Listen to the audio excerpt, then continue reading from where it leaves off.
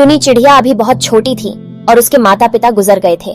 टुनी अपनी दादी के साथ रहती थी। जब भी टुनी दादी को पूछती कि उसके माता पिता कहाँ हैं, तो दादी कहती, आसमान में जो तारे दिख रहे हैं उनमें से ही तुम्हारे माता पिता है। रोज रात को टुनी तारे देखती और अपने माता पिता को याद करके उनसे बात करती। दादी की उम्र बहुत हो चुकी थी। दादी को लगा कि उनके बाद टुनी की देखभाल कौन करेगा, तो दादी ने टुनी के चाचा चाची को बुलाया और उनसे कहा, बेटा, अब टुनी की जिम्मेदारी तुम्हारे ऊपर है। मैं अब कुछ ही दिनों की मेहमान हूँ। उम्मीद करती हूँ कि तुम टुनी को अच्छे से रखोगे। हाँ माँ, हम टुनी को अच्छे से रखेंगे। और दादी टुनी को उसके चाचा चाची के साथ भेज देती है। अब टुनी चाचा चाची के घर चली जाती है। अब चाची उससे बहुत काम कराती है और उसको कहती है, अगर तूने अपने चाचा को कुछ भी बोला तो कल से तुझे और भी ज्यादा काम करना पड़ेगा।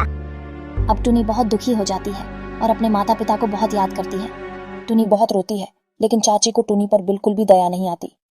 एक दिन रात को टुनी बाहर बैठकर सितारे को देख रही होती है। उस दिन आसमान में एक ही सितारा होता और जब टुनी उस सितारे को देखती है तो टुनी को लगता है जैसे उस सितारे से टुनी की माँ बात कर रही हैं। और अचानक वह सितारा जमीन पर आ जाता है और उसकी माँ का रूप ले लेता है। माँ, आप? हाँ बेटा, मैं। आप यहाँ कैसे आई माँ? और पिताजी कहाँ हैं? आप लोग मुझे छोड़कर कहाँ चले गए? बेटा, हम कहीं नहीं गए, हम यहीं हैं तुम्हारे पास। अब मैं आपको कहीं नहीं जाने दूंगी। आप मेरे ही पास रहोगी। नहीं बेटा, मैं तुम्हारे पास नहीं रह सकती, लेकिन मैं तुमको ये सितारा देकर जा रही हूँ। ये तुम्हारी हमेशा रक्षा करेगा।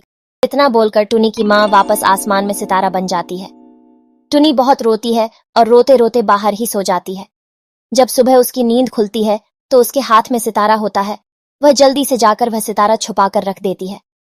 आज टुनी का जन्मदिन होता है। चाचा टुनी को बहुत प्यार करते हैं। वे टुनी से पूछते हैं, टुनी बेटा, तुमको आज क्या चाहिए? आज तुम्हारा जन्मदिन है ना? हाँ चाचा, लेकिन मुझे कुछ नहीं चाहिए। लेकिन चाचा नहीं मानते और टुनी को बाजार लेकर जाते हैं। उसे नए कपड़े और मिठाई दिलाते हैं। टुनी बहुत खुश होती है, उसे बहुत अच्छा लगता है। लेकिन टुनी की चाची को यह सब बिल्कुल अच्छा नहीं लगता। जब टुनी घर आती है तो चाची उस पर बहुत चिल्लाती है और उससे बहुत सारा काम करवाती है। अब चाची टुनी के नए कपड़े जलाने लगती है, लेकिन जैसे ही वह टुनी के कपड़े जलाती है वैसे ही सितारे में से बहुत तेज आग निकलती है और चाची के कपड़े जलने लगते हैं। चाची चिल्लाती है, तो बचाओ बचाओ। टुनी आकर देखती है तो चाची की साड़ी में आग लगी होती है। जल्दी से पानी लेकर आती है और आग बुझती है और चाची की बहुत सेवा करती है।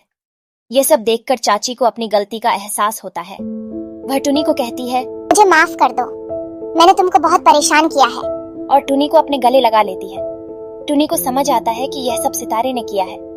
टुनी रात को सितारे से कहती है कि मुझे माँ से मिलना है। इतना कहते ही टुनी की माँ टुनी के सामने आ जाती है। क्या हुआ बेटा? माँ, आप ये सितारा ले जाइए। आज इसकी वजह से चाची को अपनी गलती का एहसास हो गया है।